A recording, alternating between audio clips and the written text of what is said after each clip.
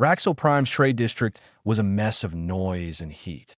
The docking zone on the outer rim buzzed with freighters loading supplies, crewmen shouting over old engines, and drones sweeping low across walkways. Twin suns beat down hard from the reddish sky, baking the cracked ferrocrete below and casting sharp shadows behind every shipping crate and tower spire. It smelled of oxidized steel, fried protein packs, and the burnt ozone from ion thrusters. Thalessa stood near the back row of vendor stalls, watching crews move past her like she didn't exist. She was tall, lean, built like someone trained for combat, but worn down by years of trying to stay unnoticed.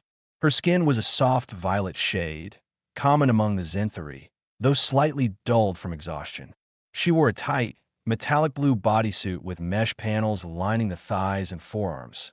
Old military issue, out of date and stretched thin from overuse. It wasn't meant for the street, and she knew it turned heads, but she had nothing else. Her 6-year-old daughter, Nari, held her hand and stayed close. The girl was quiet, always had been, silver-eyed, small for her age, barely spoke in public. She clung to her mother's leg like it was the only stable thing left in her world. It probably was. Thalessa glanced down at her. The child hadn't eaten since early morning. Neither had she. They were running low on credits. Again, Thalessa hadn't planned to end up here. Years ago, she served aboard Zenthari long-range recon vessel, tech crew, secondary engineering officer. After the fall of the Zenthari military government, when their council collapsed in disgrace, she'd been discharged. Her name flagged. Her people scattered across neutral systems like unwanted debris. Now she was in exile, a single mother, branded by politics she never chose, struggling to find anyone who'd see her as more than a burden or a threat.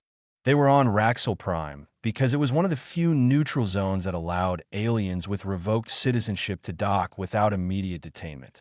But docking was all they had, no guaranteed housing, no job placement, no social aid. Thalessa had made the rounds since dawn. The 11th merchant she approached was a Metzerin, a scale trader with a slouch and a datapad. "I've repaired quantum fusion cores," she said evenly, keeping her voice low and professional. 9 years experience. Level 4 tech certification from the Zenthari Naval Registry. He didn't look up.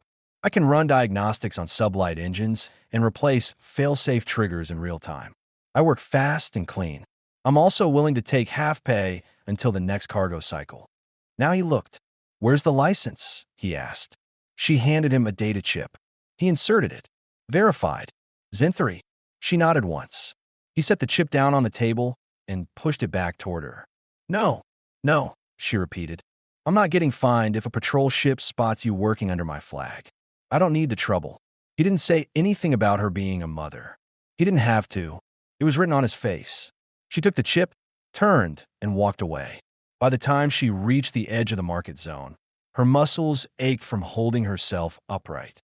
She sat down on a low bench, letting her daughter climb into her lap. Her arms wrapped around the child instinctively, a protective gesture as much as a way to hold herself together. This wasn't the first station that turned her away.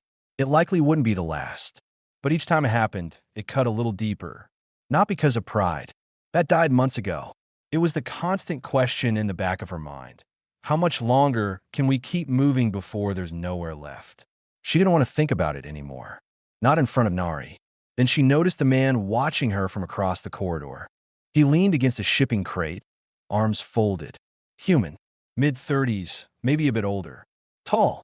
Solid frame. Short brown hair. A day's worth of stubble. His dark jacket was weathered, sleeves rolled to the elbows, a visible rip at the left shoulder. His hands were calloused and stained with grease. A spacer. Maybe military once, or mercenary. Hard to say. He wasn't leering. He wasn't suspicious. He was curious. Focused. Thalessa looked away and adjusted her posture. She didn't want more attention. She was tired of it. From recruiters, creeps, scavengers. Men who offered jobs that weren't really jobs. Men who thought desperation meant permission. He walked toward her anyway. Thalessa stood up slowly, moving her daughter behind her. Her tone was cold, defensive. "Whatever you're selling, I'm not buying. I'm not selling." the man replied. I'm hiring. That stopped her. I need a technician, he said. Not a junior, a real one. I watched you. You know the language, you know the hardware. The way you handled that Metzer install, you knew more about his converters than he did. She narrowed her eyes.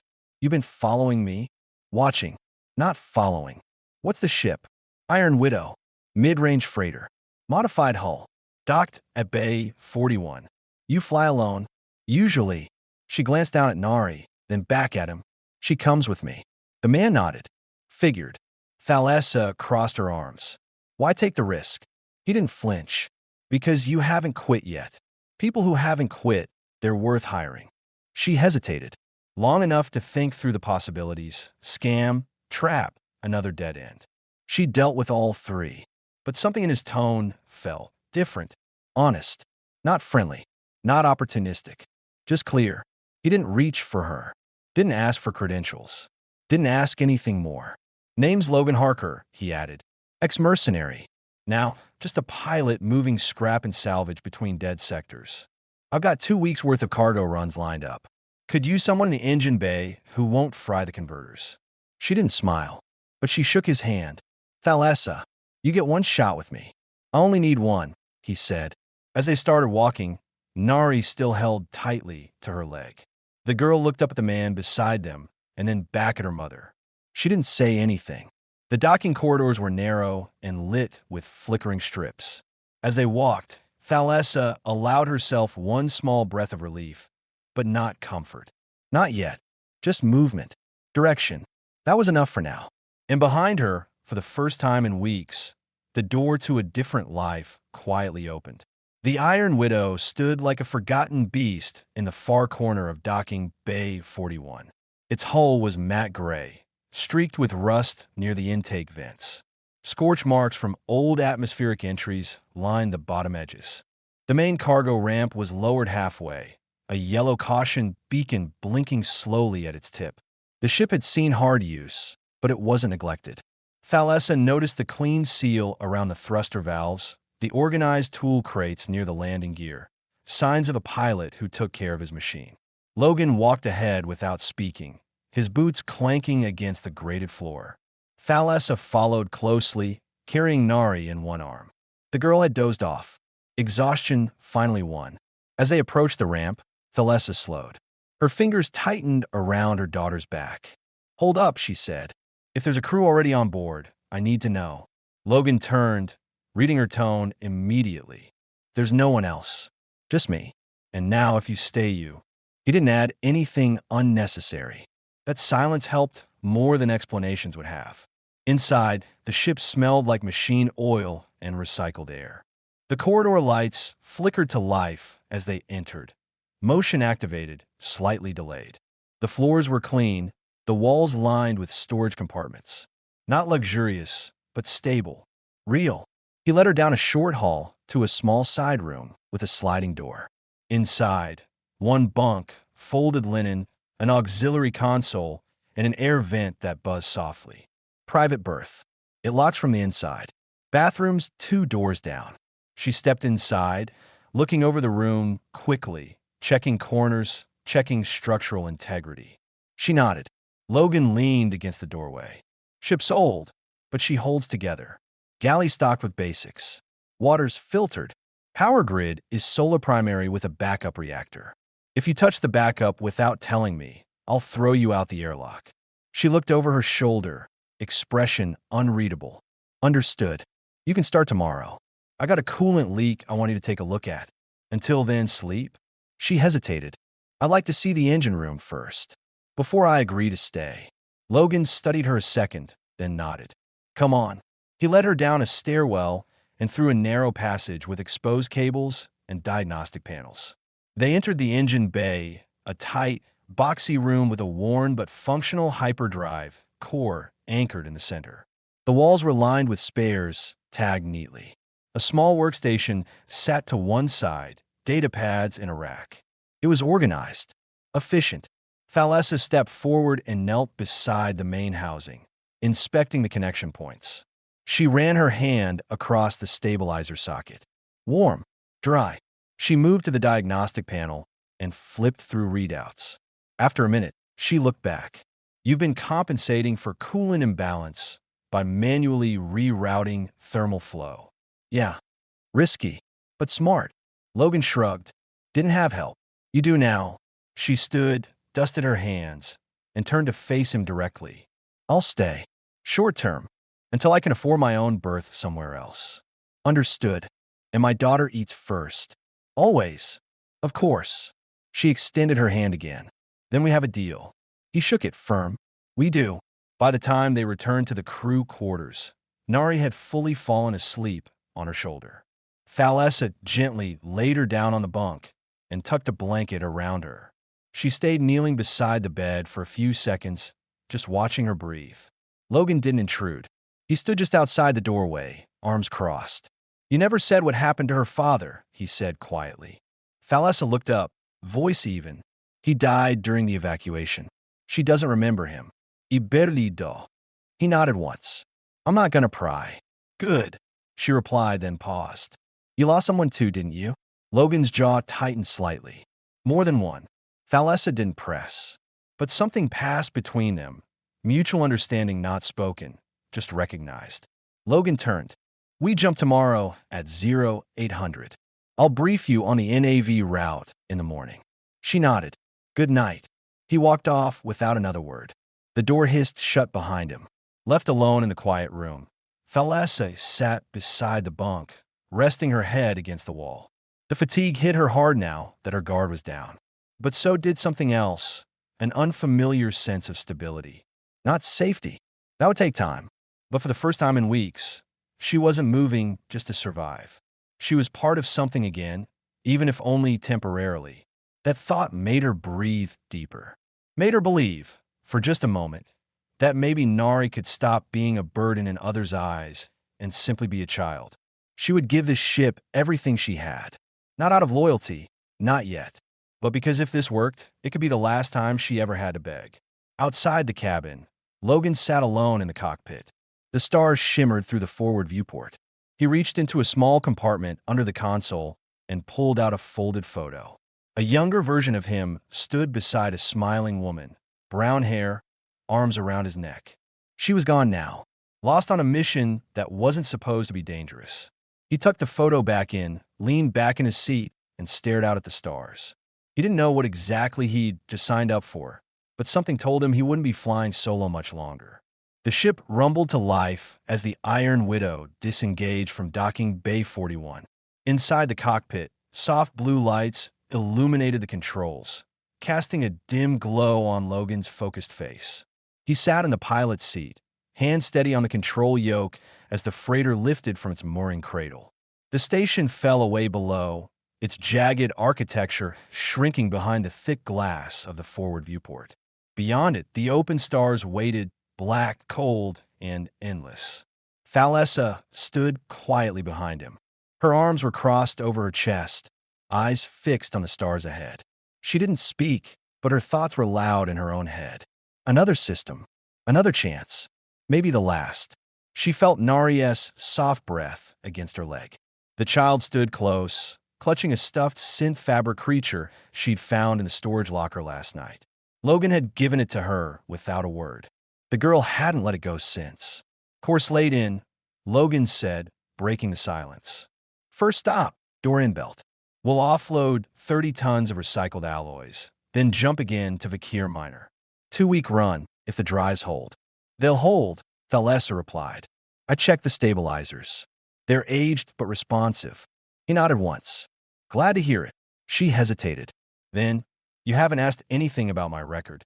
I don't need to, he said without turning. Most would. Zenthry's service comes with assumptions. I've heard the rumors. Doesn't matter. You're on my ship now. I care about what you do here, not what some war report says you did 10 cycles ago. Thalessa watched him, unsure if she believed that yet.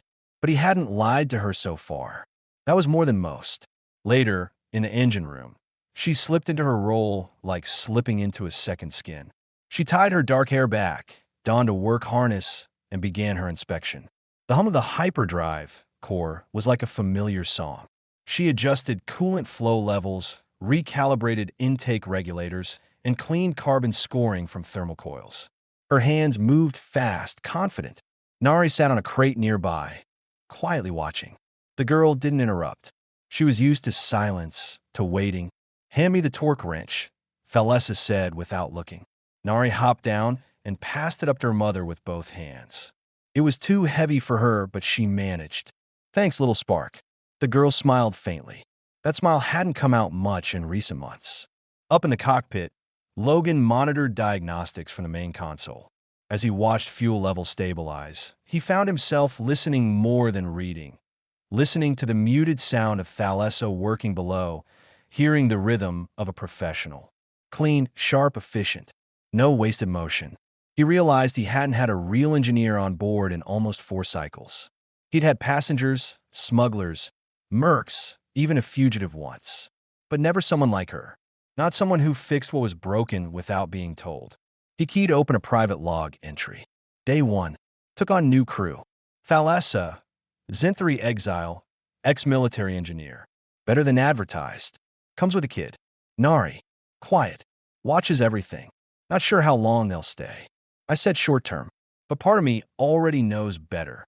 When he closed the log, the console chirped. Thalessa's voice crackled through the comm. Coolant system running at 94% efficiency. I can push it to 98, but you'll need to authorize a deeper strip down. You've got the clearance, he replied. Back in the engine room, Thalessa raised a brow. She hadn't expected that level of trust so soon. She glanced down at Nari, who was now sketching something on a blank data pad. Shapes, wires, maybe the ship itself. She exhaled slowly. Maybe the ship really is different. Later that night, Thalessa walked the narrow hallway alone. The hum of the ship was steady, soothing, even. She paused at a side panel and adjusted the auxiliary power routing. It wasn't strictly necessary, but she couldn't sleep. Not yet. As she turned, she noticed a door slightly ajar. Logan's quarters. Inside, he sat at a small metal desk, reading an old mission file. She saw a dim screen glowing with tactical maps, photos, timestamps, military op logs, human ones. She knocked lightly against the frame. He looked up. Didn't mean to spy, she said. Wasn't classified, he replied. Just something I look at now and then. Make sure I don't forget who I lost. Thalessa stepped in, slowly. Mercenary work? He nodded. Private outfit. We were hired to protect terraforming teams out near Dovak Ridge. Pirates hit us hard. Half the team didn't make it out. The rest split up after that. And you? I stayed with the ship, rebuilt it, turned it into something else. She nodded. You did a good job. The ship's holding up better than most corporate freighters. He studied her carefully. You ever think about going back? He asked. To Zinthari space? She shook her head. There's nothing left. The council's gone. My old unit scattered. Anyone who served has either vanished or ended up in debt prison. I'm not suicidal. He leaned back in the chair. And what do you want now? Thalessa hesitated. Her voice was quieter when she finally answered. Stability. Somewhere my daughter can feel normal. Just once. That's fair. A moment passed in silence. Neither of them moved. Then she turned to leave. Good night, Captain. Logan's fine, he said. She paused, then offered a small nod. Back in her room, Nari was already asleep. Thalessa sat on the edge of the bed, watching her breathe. She looked peaceful, safe. That was rare. Too rare. For the first time in months, Thalessa didn't feel like she was surviving on someone else's terms. She was part of a machine again, an honest one. Not a battlefield, not a political pawn, just a ship, a job, a man who didn't ask questions he didn't need answered. And somewhere deep inside, that terrified her more than anything. Because if this was real, it could be taken away. Again. But for now, she allowed herself to believe it might not be. The Iron Widow exited hyperspace with a soft jolt, returning to sublight speed just outside the Doran belt. Through the forward viewport, the asteroid field stretched out like shattered glass, clusters of rock and ice drifting silently across the void. A mining station blinked in the distance, its lights barely visible against the dark backdrop. Logan adjusted the flight path, guiding the ship into the station's approach corridor. The comms crackled to life. Freighter Iron Widow. Identify cargo and state your business. Logan answered calmly. Scrap alloy, 30 tons. Cleared for trade under code 87 Delta. Documents transmitting now. There was a pause before the station replied. Verified. Proceed to docking arm 2. Thalessa entered the cockpit just as the transmission ended. Her hair was damp from a quick wash, tied back into a loose braid. She had a towel slung over one shoulder and a datapad in hand. Landing confirmation? She asked. Logan nodded. Yeah, we'll be down in 5. Good. I just ran a full diagnostic on the pressure seals. Your cargo bay doors got a 3-second delay in full lock. It's not a leak risk, but if station customs are thorough, it might raise flags. Can you fix it? I already did. Just telling you in case you wonder why the release cycles feel smoother. Logan allowed a small smirk. Remind me not to piss you off. She arched a brow. Already noted. They landed with a subtle hiss as the docking clamps locked onto the hull. Logan powered down the primary systems and glanced back at her. Want to come with me for the drop-off? No, she said. You don't need me there. He paused. Station like this doesn't always treat aliens well. Especially Zenthari. She held his gaze. That's why I'm staying here with Nari. Logan gave a slow nod. He understood. She wasn't hiding. She was protecting. Thalessa operated with the same mindset she had in uniform. Assess risk, guard the vulnerable, minimize exposure. It was methodical, not emotional. As Logan left, Thalessa walked down to the galley where Nari sat at the table with a ration bar in hand and a cup of warm synth milk. The girl looked up. Is the station safe? It's quiet, but we're not going out there. Okay. Thalessa sat across from her. You hungry? Nari nodded. A little. Thalessa took out her own ration and split it with her daughter. They ate in silence, not because there was nothing to say, but because for now, silence meant peace. Meanwhile, Logan walked the cargo corridor of the Doran outpost with the shipping manifest displayed on his wrist console. The workers here were slow, suspicious. He signed the offload paperwork and stayed polite, keeping his answers short.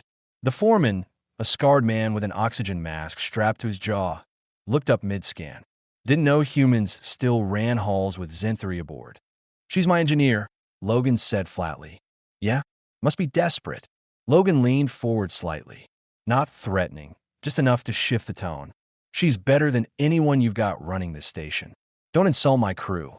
The foreman didn't push it. He handed the pad back. You're clear to go. On the way back to the Iron Widow, Logan noticed 2 figures watching him from a maintenance tunnel near the bay wall, both in unmarked jackets, weapons under the fabric.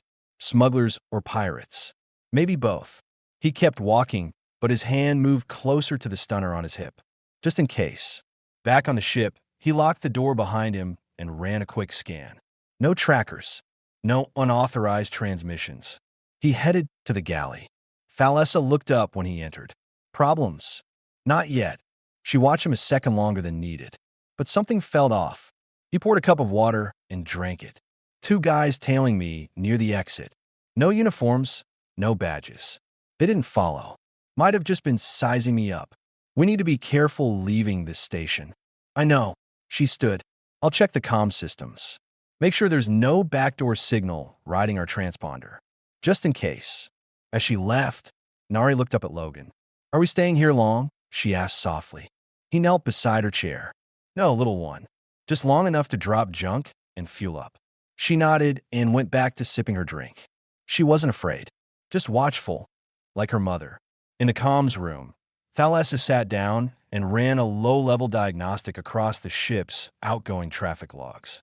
Her fingers moved fast, her eyes sharp. No unauthorized pings. No data bursts. But she did notice something odd. A short burst transmission to an encrypted external relay 10 seconds after docking. It wasn't from the Iron Widow. It came from a station. She copied the log, encrypted it under her private access key, and flagged it, just in case it became relevant later. When she returned to the cockpit, Logan was prepping the next jump. Something you need to see, she said, handing him her datapad. Someone pinged an off-station relay right after we docked. Not from us, but it might have been triggered by our arrival. Logan studied it. Coordinates? Unclear. But the relay's signature's old, Zinthri military encryption. Broken long ago, but still in use by fringe groups. He didn't ask her how she knew. She wouldn't answer if he did. Think someone recognized you? Or with just our ship's ID? Logan frowned. You think someone's tracking you? I don't know, but I wouldn't rule it out. He tapped the console. All right, we'll change the registry signal before the next jump. You could do that. Bought a black market rescrambler on Talus a few months back. Just in case. She raised a brow. Smart. I try. Before the next jump, Logan locked the ship down. Thalessa stayed up late that night, recalibrating one of the main thruster valves. The process was slow, but familiar and calming.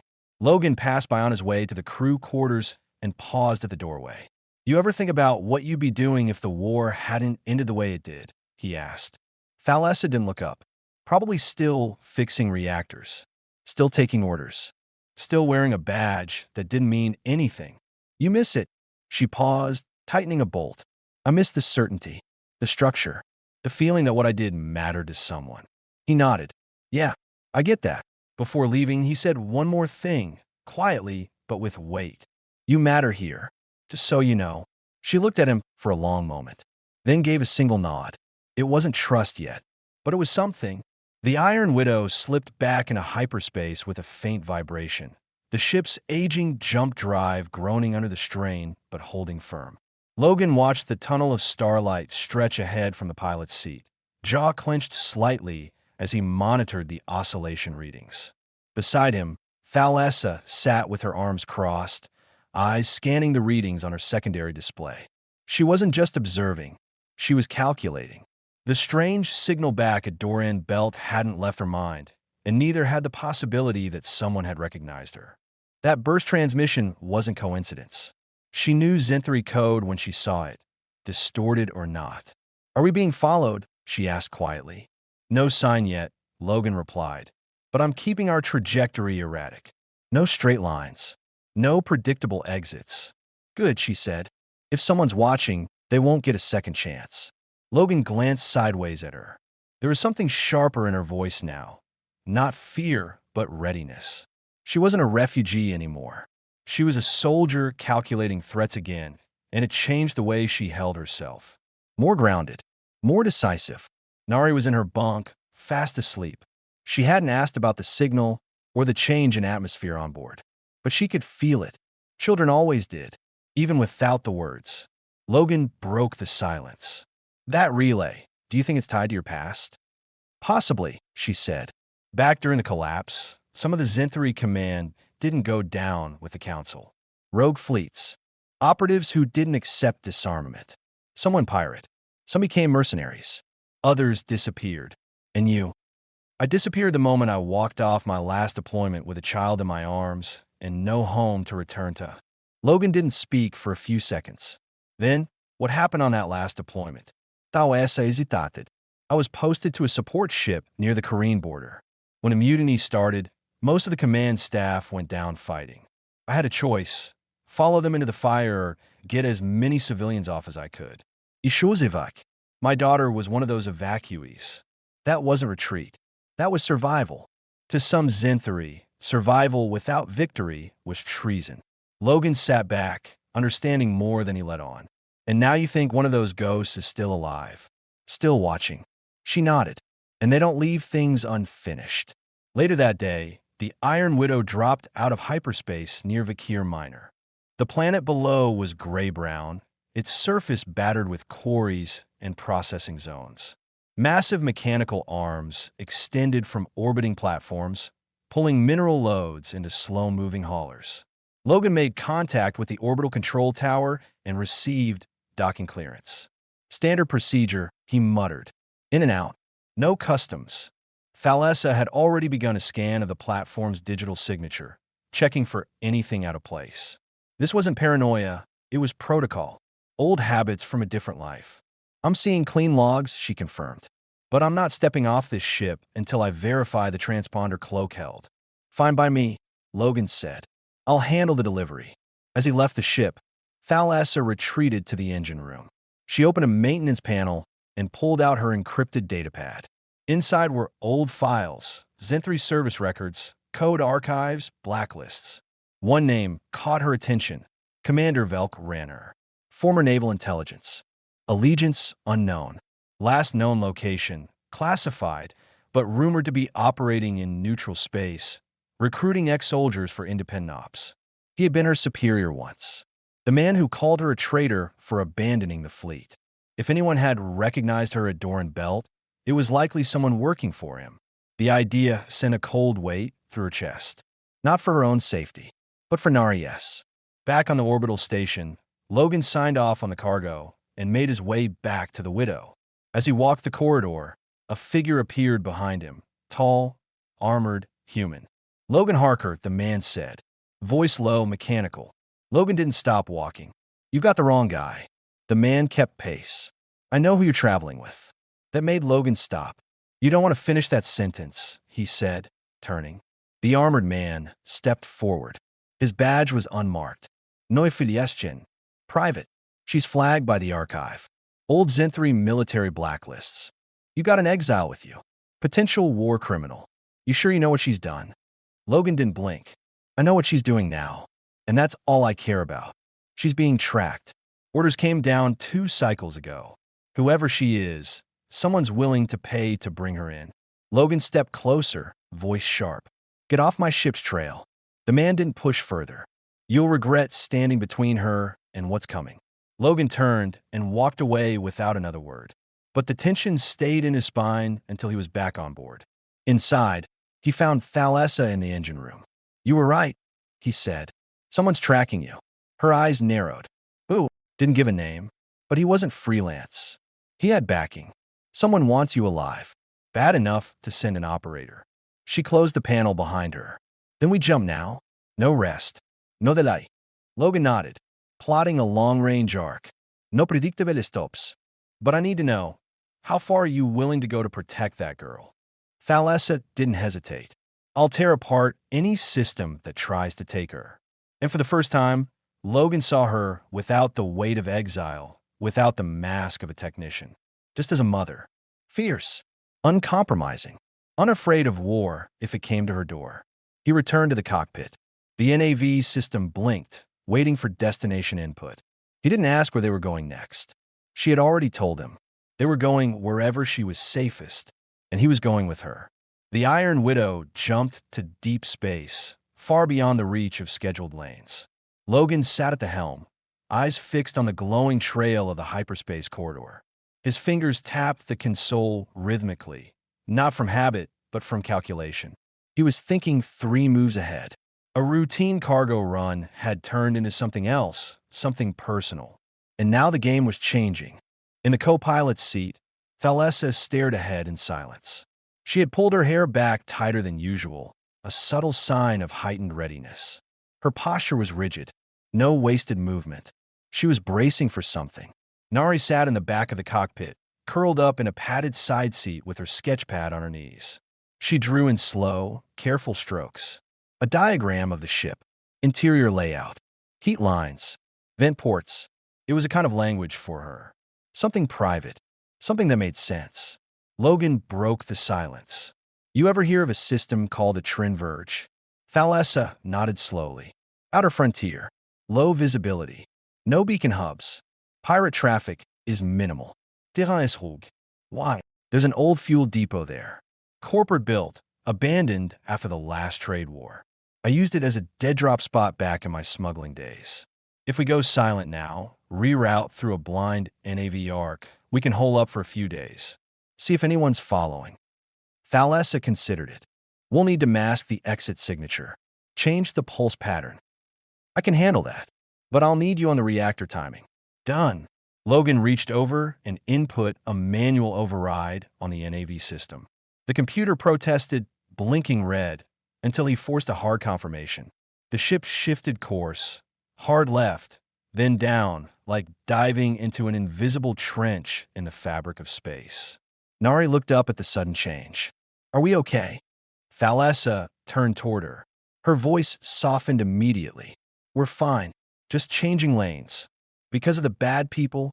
Logan didn't interrupt. Thalessa hesitated, then answered honestly. Yes. Nari didn't react the way most children would. No tears. No panic, just a small, thoughtful nod. Are they coming here? Not if we stay smart, her mother said. Nari returned to her drawing. Hours passed. The ship's hum became a background rhythm. They moved in shifts, Thalessa monitoring systems and running checks on the heat signature. Logan modifying the ship's ID relay. Nari sleeping in the quietest corner of the auxiliary room, shielded from noise by a makeshift curtain of thermal blankets. It wasn't comfort, but it was control, and that counted more. In the engine bay, Thalessa worked in a fitted gray maintenance top and tool belt, sleeves pushed up to the elbows. Sweat beaded on her collarbone as she climbed into the crawl space beneath the reactor panel. The panel door above her clanged shut as she ran new wiring for the transponder loop. Logan crouched beside the panel's edge, passing tools down to her. How do you know so much about signal scrambling? That part wasn't in your Zenthary file. Because I wrote half the protocols used in the Navy's Black Ops fleet, she replied flatly. They scrubbed my name from the credits after the collapse. He handed her a fusion driver. So, you were intelligence? Classified Systems Division. I wasn't supposed to exist. He didn't push further. She continued working. You ever lose a crew before? Once, he said after a pause. 8-man team. We were clearing salvage from a derelict liner. Someone triggered trap. Pressure breach. 5 dead in 60 seconds. I was outside the hull at the time. They were friends. Good ones. You blame yourself? Every damn day. She nodded in understanding. That feeling doesn't go away. You just learn to live around it. Later, while Logan plotted the final reentry burn, Thalessa took a moment to herself. She stepped into the dark corridor that connected the cockpit to the rear compartments. There was no one there, just the steady pulse of emergency lights and the soft hiss of the ship's systems. She leaned against the wall and exhaled. This wasn't just about hiding anymore. Whoever was after her knew how to find her. They'd used a Zenthary-coded relay. That meant deep access. It also meant connections. This wasn't random. This was a hunt. She activated her datapad and decrypted a locked folder, something she hadn't opened in 3 years. Inside were fragments of intercepted messages, old comm logs, and a partially reconstructed encryption key tag VR7. Velk Ranner. The last time she saw him, he was ordering the destruction of a refugee freighter for non-compliance. She had stood in that control room, frozen. And that was when she knew she had to leave. She closed the file. If he's alive, he'll come. And I'll be ready. The ship emerged from hyperspace in the shadows of a Trinverge. The system was quiet, dead space. A broken planet tumbled slowly in the distance, surrounded by clouds of frozen debris.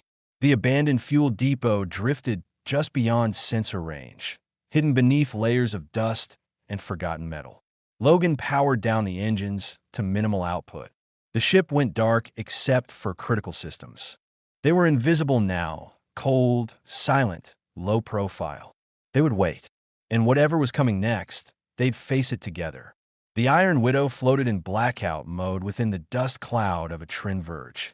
With engines powered down and heat emission suppressed, the ship resembled nothing more than cold debris among the ancient remnants of the forgotten depot. The silence was absolute. No alarms, no chatter, just the low hum of life support keeping its occupants breathing. Logan stood near the cockpit viewport, arms crossed, eyes locked on the radar scan. The external sensors showed nothing but static. No movement, no inbound signatures. Still, his jaw remained tight. Behind him, Thalessa crouched beside an open floor panel, wiring into the emergency NAV relays. She wasn't just running maintenance. She was setting contingencies, escape protocols, alternate routing nodes, a burn-and-jump scenario if everything went south. We'll have about 45 seconds if someone burns hard into this zone, she said quietly. Once we detect the drive flare, we'll have less than 30 to get out before they lock us. Logan nodded. Then we won't wait that long. He stepped back and helped her reseal the panel. She stood, brushed her hands clean on her pants, and met his gaze. You think it's Ranner? He asked. I know it is, she said without a hint of doubt. For a long moment, they stood in the low-lit corridor, tension pressing between them like the still air. Then Logan asked what had lingered in his mind for days. Why would he chase you? After all this time, Thalessa hesitated, then leaned back against the wall, folding her arms. He doesn't care about me. He wants what I have, what I know. Logan watched her carefully. Which is access to the last Zenthri vault node. I was the only one who refused to hand over my cipher codes when the council collapsed. Ranner believes I still have the decryption seed. Do you? A beat passed. Yes. Logan took that in without flinching. And if he gets it, he can unlock everything the Zenthri military ever buried. Black Ops rosters, weapons caches, biological research logs, hidden fleets. It's not just about history. It's about power. Why haven't you destroyed the key? Because if I do and he finds out, he'll think I'm bluffing. He'll come after Nari instead. She's my only pressure point. I keep it to protect her. Logan nodded slowly. It all made sense now. The relay, the tracker, the urgency. I won't let him touch her, he said. She looked at him, something shifting in her expression. I believe you. Suddenly, the proximity sensor chirped, once then twice. They both snapped to the console. A faint heat signature had appeared at the edge of the field. No identification. No transponder. Logan's voice sharpened. Inbound vector. One ship. Slow burn. Scouting pattern. Thalessa said immediately. He's looking for us. We stay dark. Don't engage. Not unless we have to. The sensor pinged again, closer this time. The ship had entered the perimeter of the depot. Thalessa brought up a secondary display, routing feed from one of the Widow's external hull cams. Through the interference, they caught a glimpse of the hunter. Matte black hull, sharp lines, no markings. Zenthri stealth class frigate, she whispered. That's one of ours. Yours, Logan corrected. She didn't respond. The frigate drifted closer. Too close. Logan moved fast. Get Nari into the access crawl space. Now. Thalessa was already moving. She sprinted through the corridor, reached the auxiliary room, and scooped the child from her bunk. Nari stirred but didn't protest. Her mother's grip was enough to tell her this was real. They ducked into the wall panel behind the galley, a narrow, shielded crawl space designed for emergency repairs. It wasn't comfortable, but it was shielded from scans. You stay here, no matter what, Thalessa whispered, brushing Nari's hair from her eyes. Don't move. Don't speak. I'll come back. Nari nodded once. Her hands trembled, but her face remained calm, braver than most adults. Thalessa closed the hatch and sealed it. In the cockpit, Logan ran a silent systems check. The ship was still cold. Invisible, but that wouldn't last. The frigate was now only a few hundred meters away. Then, a directed transmission cut through the calm silence. Thalessa, you can hear me. I know you're on that ship. You've run long enough. Her blood ran cold. Ranner's voice. Unmistakable. You still have the key. You still think hiding makes you safe. But won't save her. You know what I'm capable of. Logan's fingers hovered over the launch key. His pulse was steady, but his eyes burned. Give me the access code. Surrender. You and the girl will live. Thalessa stood behind him now, her voice low. He's lying. He'll kill us anyway. I figured. She placed her hand on his shoulder. What are our chances? Low, he admitted. Unless we get creative. She nodded once. Then let's be unpredictable. Logan opened a hidden panel on the console and pulled out a remote detonator. Old habit, he said. I rigged the depot's emergency fuel tanks back when I used it for smuggling, in case I ever needed a distraction. She didn't smile, but she gave him a look that said that'll do. Logan activated the Widow's emergency systems for 1 second, just long enough to bait the enemy ship into scanning. Then he triggered the charge. From the viewport, a sudden blast lit up space like lightning. A fireball erupted from the depot's core, throwing debris in every direction. Now, Logan shouted. Thalessa jumped to the NAV console and engaged the Widow's thrusters. The ship roared to life, kicking forward under full burn. Logan banked hard, swerving around the debris cloud, ducking low and silent. The enemy frigate struggled to recalibrate, caught mid-scan and blinded by the blast. Behind them, the depot fractured and crumbled, leaving nothing but fire and wreckage. The Iron Widow dove into the shadow of a shattered asteroid, then jumped. Hyperdrive engaged. Gone. Silence returned. Inside the crawl space, Nari felt the jolt of the jump and closed her eyes, holding the blanket tight. She knew. Somehow, she knew her mother had won for now. In the cockpit, Logan and Thalessa stood side by side, breathing heavy, adrenaline fading. She turned to him. "You didn't have to do that." "Yeah," he replied. "But I wanted to." The space between them lingered. Nothing was said. Nothing had to be. They had crossed a threshold. From now on, this wasn't just a job. This was war, and they were no longer running. They were fighting back. 2 weeks later, the Iron Widow emerged from hyperspace above a green and brown planet orbiting a small, quiet star. No patrols, no trade hubs, no surveillance satellites. Just one habitable moon and a decommissioned outpost surrounded by dense forest.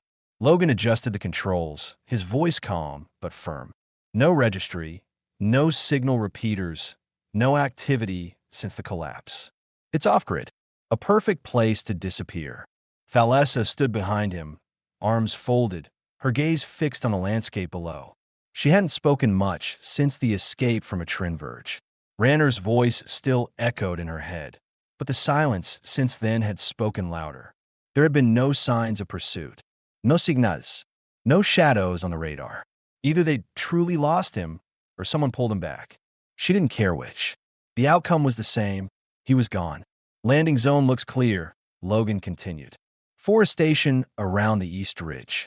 There's a comm tower that could be refurbished. Solar cells are still intact." Thalessa didn't respond right away. Then, finally, "We can make it livable." "You sure?" She turned to face him. "I'm tired of running." Below deck, Nari sat in the galley, sketchpad on the table, her legs swinging gently as she waited. She looked up as the landing thrusters engaged. The child was different now. Still quiet, still observant, but less guarded, less curled inward. She had begun drawing trees instead of ships, a house instead of engines. The ship touched down with a hiss of dust and settling metal. The ramp lowered. Sunlight streamed in, warm and golden. Thalessa stepped out first. The air was clean, the wind soft. It smelled of moss and bark, real, untouched life. She took a breath, long and deep. Nari followed her, small hand slipping into hers. Logan walked behind them, scanning the perimeter with a practiced eye, rifle slung but relaxed. His boots crunched against dry grass. The clearing ahead looked stable. Elevated terrain, open view, no blind spots. "This place will hold," he said. They spent the next 3 days working. Thalessa repaired the solar grid and brought the outpost systems back online. She rerouted power through the backup batteries, scrubbed out old oxidizers, and replaced every rusted conduit. Logan secured the perimeter, established motion beacons, and reinforced the landing pad with salvage plates from the Widow's hull stock. They worked together naturally now. No orders, just quiet coordination. Each knew what the other was thinking. Each covered the other's blind spots. It was the kind of trust born not from romance, but from shared survival. One night, after the systems were stabilized and Nari was asleep in her bunk, Thalessa stood on the roof of the outpost under the stars. Logan joined her. He offered her a thermos of hot water. She accepted it without a word. "You ever think about what comes next?" he asked. "I've tried not to," she admitted. "I didn't believe I'd get to choose." "Well, now you do." She looked at him. "And what about you? What happens to the mercenary with no contracts left?" He smiled faintly. "I'm not a mercenary anymore. I'm a man who just wants to build something that can't be taken from him." Their eyes met in the dim starlight. There was no grand declaration, no speech, just quiet, shared understanding. "You don't have to go," she said, after a moment. "I wasn't planning to," he replied. She turned her head toward the trees. "I want Nari to know what normal feels like. I want her to grow up with dirt under her nails, not metal dust. She'll have that here." Thalessa hesitated, then said it out loud for the first time. "I think I want that too." Logan placed a hand gently over hers. She didn't pull away. Weeks passed. They planted small crops in the soil near the southern wall. Logan installed a wind turbine beside the solar panel. Thalessa built an education module for Nari from repurposed NAV systems and taught her how to wire a sensor circuit. Nari laughed for the first time in months when she shocked herself. Just a little. They all laughed with her. The Iron Widow remained docked on the landing pad, stripped of all weapon systems, and now mostly used for power storage and long-range scanning. Its days of fighting were over. One evening, as Nari slept curled up with her stuffed toy beside a flickering data screen, Logan and Thalessa sat at the long table in the main room. A quiet fire crackled in a repurposed fuel chamber. Logan looked across at her. "Do you still have the decryption key?" She nodded. "Encrypted inside a dormant relay chip, sealed in the bottom of the emergency beacon. You ever going to use it?" Thalessa looked thoughtful. "Maybe one day, if it can be used for something better. But not now." "Good." They sat in silence for a while. And then, without words, she reached across the table and took his hand. Not out of fear, not out of need, out of choice. They weren't fugitives anymore. They were home.